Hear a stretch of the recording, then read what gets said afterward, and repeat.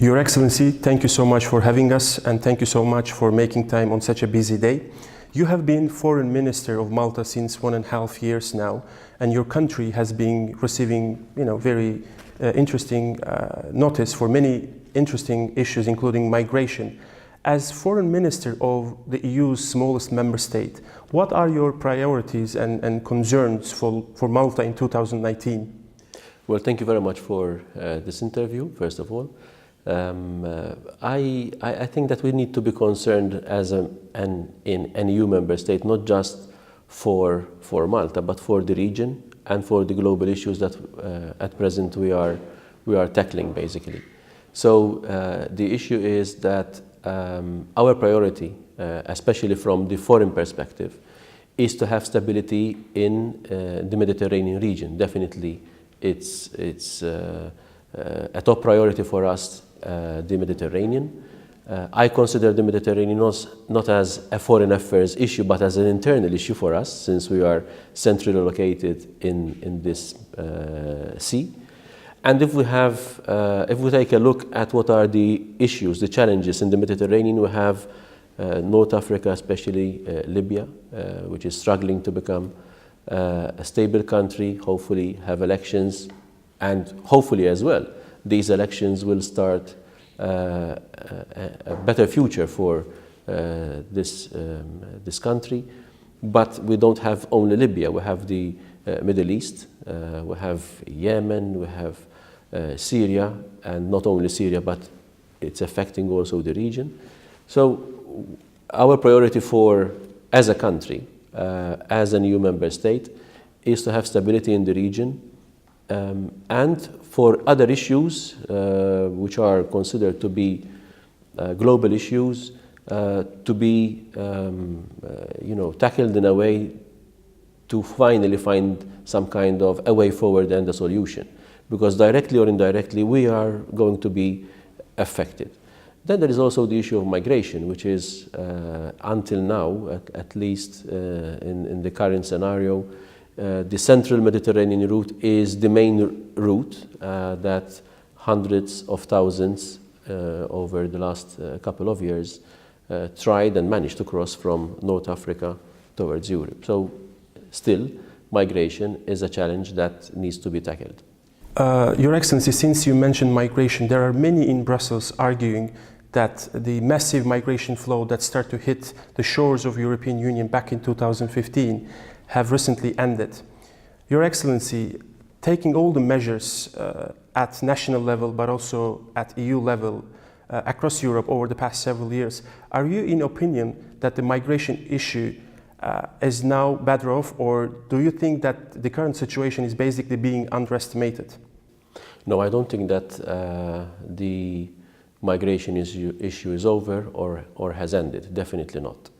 I mean, figures that are given by also UNHCR, but not only, show that there are hundreds of thousands in the African continent that are willing to, or are migrating, not only with the intention to come towards Europe, but also there is migration within African countries. And I think we don't really speak so much about that in Europe.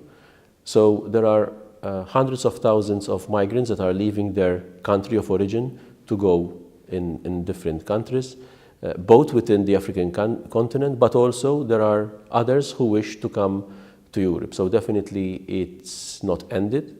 We need to continue facing this global challenge, and that is why we were pleased that the United Nations also took the initiative regarding the Global Compact for Safe, Orderly Migration, because migration is not a European issue, it's not an African issue, it's a global issue, and we should tackle migration globally as well.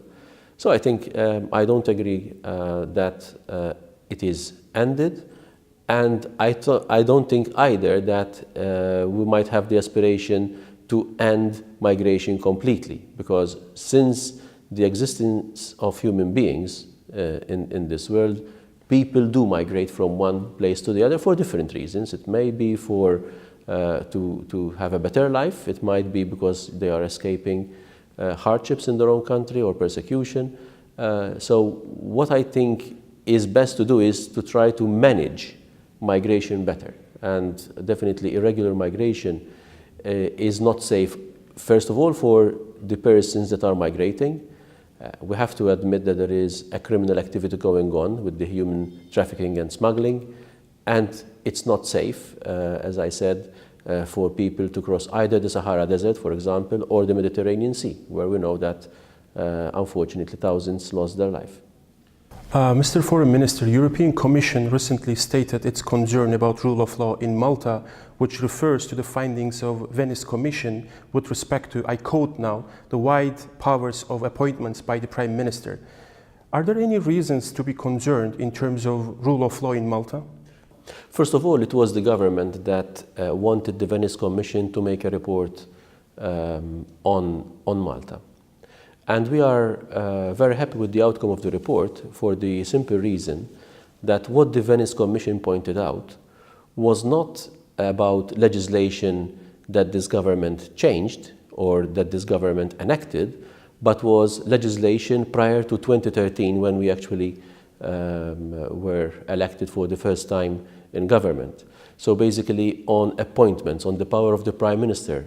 In this administration did not change anything or did not put more power on itself, so to speak.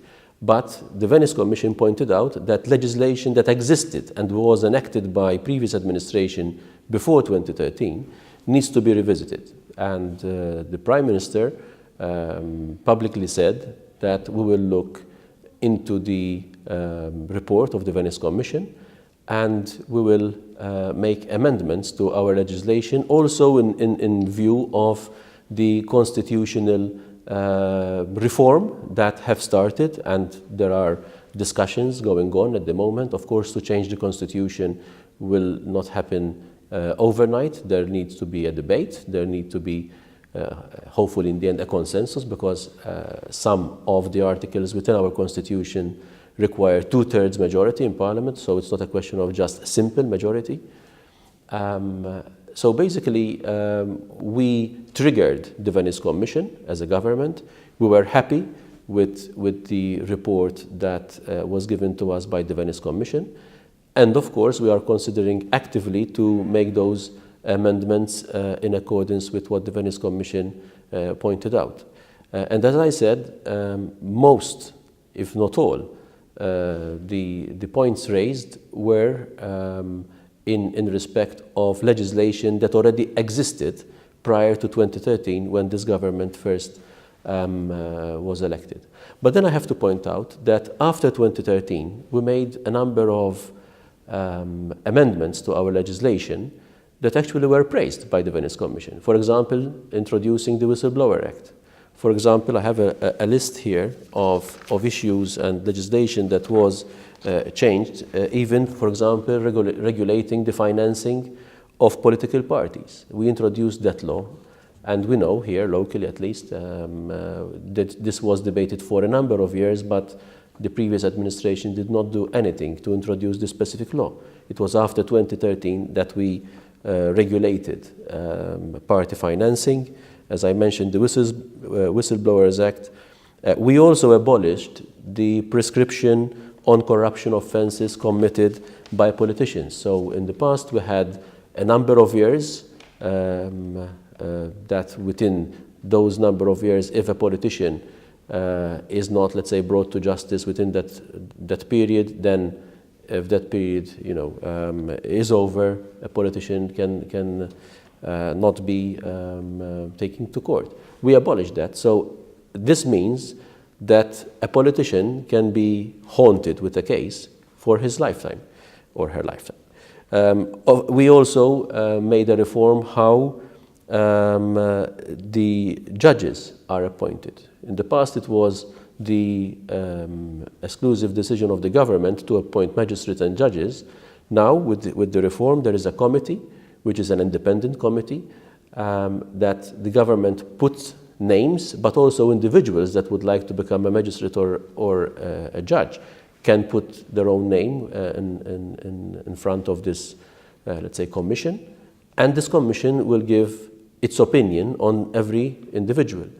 If it is a negative opinion, then the government will not continue with the appointment. If it's a positive, then the government can continue with the appointment.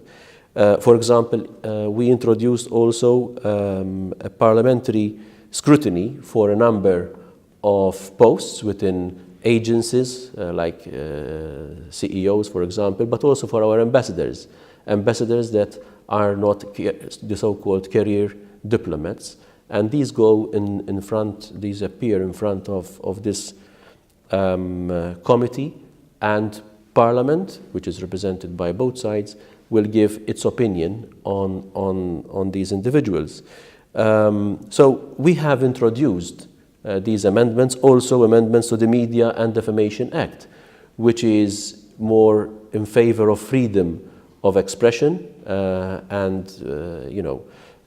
while in the past maybe it was easier to take someone to court because of what he or she wrote, especially in respect of politicians. Now it's more difficult for politicians to take someone to court if they feel aggrieved by what was written. And these amendments to the Media and Defamation Act were also done with the agreement of even the opposition party, with the organization that represents media here, but also with ODIHR, which is the OSCE branch that takes care of freedom of expression and journalists. So we made a whole list of amendments, which actually these issues, or some of them at least, were praised by also the Venice Commission. So I think that when we are criticized about the rule of law, we have to be clear on what exactly we are being criticized for. Is it for legislation that we did after 2013, or for legislation that was enacted before 2013, and actually the government is looking also in amending these laws as well? Mr. Foreign Minister, let me mention one of the major challenges that the EU project overall has been facing. Populism, particularly the one coming from far right, has been a great source of concern in mainland Europe. Which factors do you think are behind this phenomenon? And I think more importantly, do you think that there are any risks that your country, Malta, might succumb to this negative trend? In my opinion, there are two reasons. The first one is maybe that politicians are not being attentive enough to listen to the people.